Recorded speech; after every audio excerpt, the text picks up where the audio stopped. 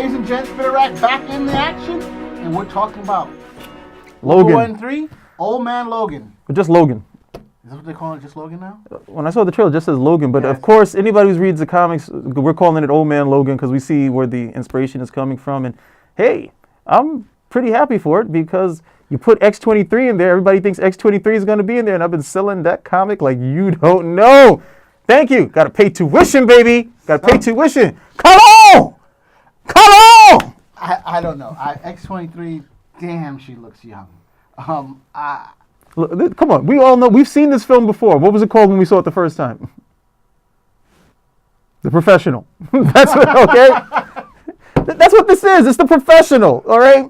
But you know what? This is the final installment of Hugh Jackman Wolverine, and I like the fact that they're doing Old Man Logan. But I thought they were going to do the whole shebang. Of course, they don't have Hulk. Of course, they don't have a lot of different characters. they can't afford to do I that. know, but I'm like, come on, Old Man Logan. And when I say they can't afford to, when I say they can't afford to do it, they can't afford to do it because they won't be able to come together to do it. That's it. The X-Men franchise is pretty much in its own world because it's at Fox, and there's almost no crossover capability whatsoever. So many mutants that they could use. They got so many. They have too many mutants. I mean, you could do. I mean, mutants they're not using on X-Men. They could use them in this show. Anything. Some of his villains. I just think that they could have done. This was an opportunity to do it. But I'm not gonna knock it. Let's do what we have. Well, they're gonna go for a grittier, harder story. Wolverine can't regenerate, so of course you're gonna see him have to take some more hits. You throw in the little girl over here, that's the future. Charles Xavier's riding in the back of the car. So, I mean... there's a lot of, I don't know. Wasn't there a 70s show like that where there's a little girl, the guy, and like somebody riding in the back, and they're all in this car going places? Or was it a cartoon? It sounds like that at the end of the day. I don't know. But yeah, leave a comment. If you know that show, leave a comment, because it really sounds like it at the end of the day. But this is The Professional with Wolverine. The little girls, that's Natalie Portman. Okay, and Charles Xavier is the character who wasn't in The Professional, and that's pretty much where we're at right now. I can't necessarily say that, but what I do say though is that there are a lot of holes in this whole story, from what I can see. Well, yeah. How did he get the adamantium back? When did that happen? Explain the timeline for us. You know what I'm trying to say? I just don't know where this is coming from. Is this is this an alternate? Is this part of the timeline? Is this a future? Is it a possible future? Didn't we just do Days of Future Past? What's going on here? Professor Xavier, there are no more mutants. What's going on? And I think they need to explain that to me a little bit better. Well, I doubt you're going to get an explanation because we never got an explanation as to why Wolverine got his adamantium back. He just got his adamantium back. When we saw him in X-Men Apocalypse, he was just running around in some short pants. Exactly. Pulling stuff out, Weapon X. Ah! And he ran out into the cold. And of course, they had that nice joke. Well, that's the last we'll ever see of him, right? No, it's not. I hurt myself today. Oh, I mean, look, okay.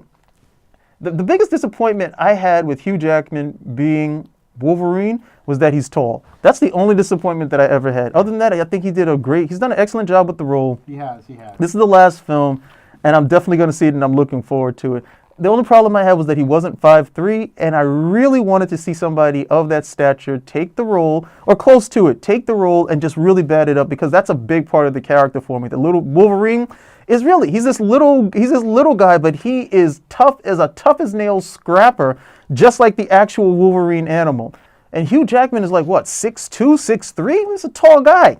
Yep. So, that takes it away from me, but who knows? Maybe the next time. Kevin Hart to do it? Come on. It's not going to happen. Well, Kevin Hart's black, so no, I wouldn't expect to see him do it. Oh, it doesn't matter. I don't switch races on these things, man. And Kevin Hart, does Kevin Hart strike you as tough as nails?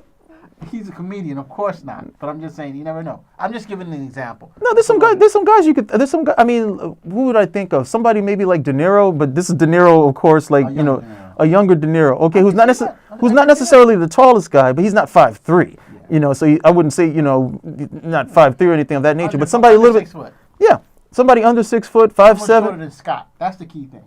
He okay. Be shorter than Scott. No, I used to love these sequences where there'd be this really big guy and Wolverine's like looking up all the way like this at them. And as a comic book reader, hey, you better watch out. This guy may hand you your ass at the end of the day. You better be careful. But look, the trailer looks solid. I can't. There are a bunch of questions, yeah, but the X-Men films have become like something unto themselves. I mean, I love Needle and Petey about this, with the, sending out those texts about what is it, X-Men Apocalypse. Like, yeah, greatest film ever, right? If you're somebody who's read the comics, the inconsistency with the X-Men in the film, as opposed to what goes on in the comics, is enough to make you literally want to like go something like Oedipus Rex and just gouge your eyes out so you don't have to see the nonsense. If you take the films strictly on their own merit, okay? They're not bad. They're not bad, and they actually make some cohesive sense together. Now, once you take those films and you have the Wolverine films, then it becomes okay. The Wolverine films are almost like their own thing. They don't really make a lot of sense in conjunction with it, because in the first Wolverine film, Cyclops was in that film. And so there's been like 3 different Cyclopses. So those type of things is like, look, they messed up when it came to that. A lot of people want to forget Deadpool being in the Wolverine film as well. Okay. Oh, yeah, but Deadpool came back. And a lot of money. But that just, I mean, they've got. It's not like the X-Men films have a fractured timeline to themselves. The Wolverine films fracture the timeline even more than that. We had that ending we had the ending of the Wolverine where he meets Professor X and he's like, hey, what's going on? He's like this, and I need you to come back and do it, and that just dropped. It was never picked up. I know. There's something with the timeline with those guys. I don't know what the hell they're doing. Probably they have a bigger picture that they haven't explained to everybody, but I don't think so. No, I think that's just direction, because the guys who did the Wolverine were like, okay. Well, Singer. No, Singer didn't do the Wolverine. He wasn't on that. Oh, that's right. And I think when Singer looked at it, he was like, that's nice. I'm not picking that up. I'm doing my own thing over here with Days of Future Past. And they did X-Men Apocalypse. He's definitely going to get another bite at the of another film. That made enough money that they're not going to be unhappy with it. I thought Apocalypse wasn't a bad movie. I thought it was a good movie. Some people panned it, and some people have vested interest, which I understand. PD, don't mean to knock you, but yeah, it's. The Jean Grey stuff was over the top. Okay, the Jean Grey with the whole Phoenix stuff, because that's not her character. Jean Grey right now is going to be the center of that whole. That's ridiculous. You don't think so? I think that is utterly ridiculous. They're building it up. No, that's utterly ridiculous. For me, utterly ridiculous when you have Professor Xavier still viable on the team. At that point, Professor Xavier is able to he could literally, with the thought, make everybody a drooling mess if he wanted to. And they've got him getting ass smacked in his own mind. I thought that was a good scene. Don't worry. I can get in there now. I can get into his mind. And Apocalypse was like, so what, bitch? And he literally grew on him. And was pushing him down. Gene, help me. Gene, help me. Yeah, bring him some lube so he can finish this thing without too much of trouble. Come on. You don't talk about lube. Sorry. But yeah, lube the dude up. I mean, if you're going to come over here and freaking bend him over the chair the way you were doing that type of stuff, it was just bad. But it did pretty well, though. It did not necessarily in the United States. It did even better. It did well, but outside the U.S. They want to do all the flashy scenes too early. Jean doesn't become Phoenix until much later. And then being Phoenix was not something that was inherently part of her. That was something that was thrust on her when she had a certain adventure. And anyone who's with the Phoenix Force can have it thrust on them as well. She just made a good match for the Phoenix Force at that particular time. Here, they're like, no, she's Phoenix, and she's going to come over here and unleash your true power, Jean. And, oh, I know, this is more that feminist BS that you guys are trying to sneak past people, right? You thought I didn't see it. You thought I didn't know. So, getting back to Logan again, if it's really X-23, what you think it is, I'm hoping not. I don't care. I'm making money. Because the timeline, I just don't get it. Someone's got to explain it. I got to say the trailer was cut pretty well. The music, it gave that impression. It explained, you could feel him. You could feel how he feels. What was going on. I thought it was a really great trailer.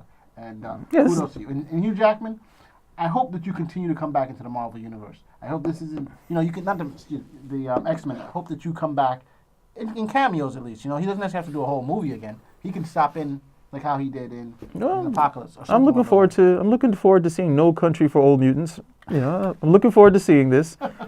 And Hugh Jackman, you're ending your run as the professional. I understand all of that too. I see why they wanted to go this route with it. They really wanted to try to give as much closure to the character as possible, since he doesn't want to. He wants to end it here, right. And so putting him there, older, pretty much the last adventure, Professor X with him once more, because Professor X was actually the person who met him in the first place, brought him over. Even in first class, he's the first, guy who really gets to meet him. So we get to have some closure that way. But I don't know.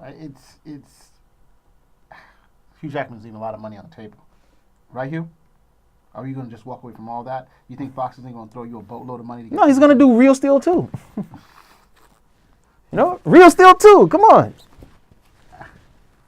I can't. I don't know what to make of it. Hey, look, I'm on board for the film. I'm going to So see am it. I. I'm going to watch it. And my copies of, NYX number 3 are just selling like hotcakes right now. So, hey, it's X-23 in the movie. It's X-23 in the movie. You need to buy a copy. Invest. Invest. So wait a second. So how are they going to explain when Wolverine is not in the next X-Men movie? How are they going to explain that? That's my biggest thing. Okay, they're just going to have to get a new guy. That's all. That's what you think they're going to do? What else are they going to do? So aren't they developing X-23? I mean, isn't that what the whole purpose of this whole... Look at X-Men Apocalypse, and what was that? That was a slate cleaner. Right. That was a slate cleaner for all of the old cast. Mm-hmm. So now we have new Storm, new Jean Grey, new Cyclops, okay? All the principal characters, pretty much, we have new characters for them. We have a new Mystique. Mystique isn't even she's not even a bad guy anymore. So now you can bring in other people, and guess what? Now you can actually do the Wolverine story. You can do the origin all over again, so they can reboot without rebooting. Okay? They really did one better than the reboot. So then why do the X-23 character? They time booted. Why not? My thought is, and this is what I'm saying, I'm not sure this is what they're going to do. They introduce the X-23 character. Something happens, brings the X-23 character back in the past, where she's older and she's been able to get into the team. She's not going to be a little kid. What do you think? Are you kidding me? and lose out all the Wolverine money? He's the only character who's able to be successful in his own films, even when the first film sucked. Let's not remember about that. No. That's too much money on the table. They're like, no. Just the idea that Wolverine is going to be in the films, just the hand and the claws shooting out of it, okay, is going to put bottoms in the chairs. No way. Okay, well, we'll see. And it has to be 3 claws, not 2, like X-23. It's got to be 3 claws. Now, you can show both hands. You can show one, and then the other, they're like, okay, you get twice the amount of bottoms in the seat. But hey, all you got to know, X-23 is in the film. Go buy that comic. Well, you heard us. Spin a rack out.